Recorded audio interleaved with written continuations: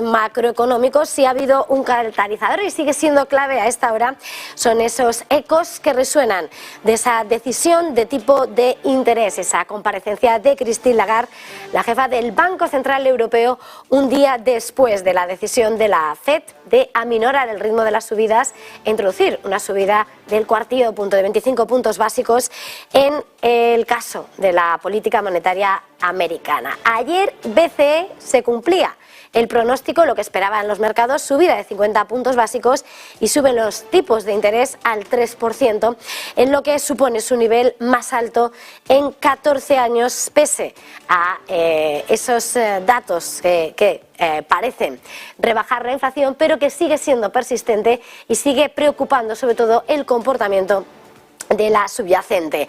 Además, Christine Lagarde sorprendía con claridad entre los asuntos, donde arrojaba claridad apuntando a que en marzo sí habrá subida de tipos y sí de 50 puntos básicos, para luego a posteriori seguir analizando el estado económico y la evolución de ese impacto de la subida de tipos de interés en la economía a la hora de decidir introducir ese cambio de ruta.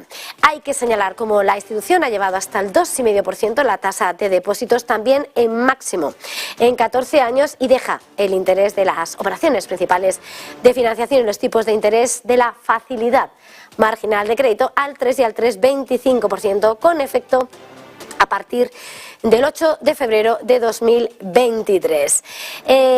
Christine Lagarde ha vuelto a remarcar que los niveles de inflación siguen siendo peligrosos y que la inflación subyacente manda señales claras. Va a seguir trabajando para atajar ese animal, ese caballo de batalla que es la inflación, pero atentos también a lo que decía Christine Lagarde en respuesta precisamente a lo que le preguntaba nuestra compañera Marta Isern allí desde la sede en Frankfurt, en esa reunión del Banco Central Europeo, en la que le preguntaba directamente si hay desinflación, ese término que hasta 13 veces repitió Jerome Powell en el caso de la Reserva Federal y la economía americana el miércoles. ¿Qué respondía? Lagarde destacaba que hay una transmisión de política monetaria y dice y defendía la labor que está haciendo el Banco Central Europeo sobre la desinflación. Escúchenlo, lo decía por encima.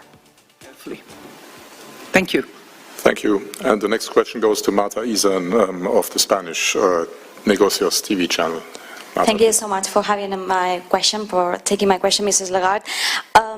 I know you just said you're not going to compare with the US, but Powell said yesterday that the economy's disinflationary process has started.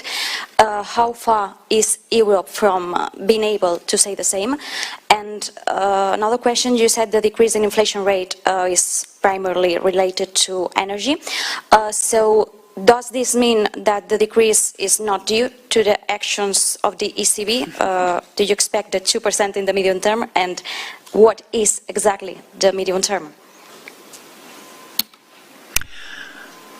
Far from me to say that monetary policy is not potent and efficient. I think that what we are seeing in our bank lending survey, in the cost of financing in particular, is clearly an indication that there is transmission of our monetary policy and our interest rate hikes decision, clearly. So that is definitely working. But it's also true that a large portion of that too high inflation was attributable to the supply shock provoked by very high energy prices, and one that we did not really capture so well, which was gas prices and the impact it had on electricity cost. So we have to be attentive to those energy components, and we have to be attentive to the pace of transmission and the pass-through of those costs into other inflation component. But I would certainly not say that the disinflationary process at large and without qualification is already at play. When I look at core inflation, which is, by far not the only component that we look at many more of those. But when I look at core inflation, we were at 5 in November, moved up to 5.2 in December, stayed at 5.2 And this is the highest in all time that core inflation has been in our part of the world. So I get it, headline inflation has gone down, and more so than we had expected, and that many had expected.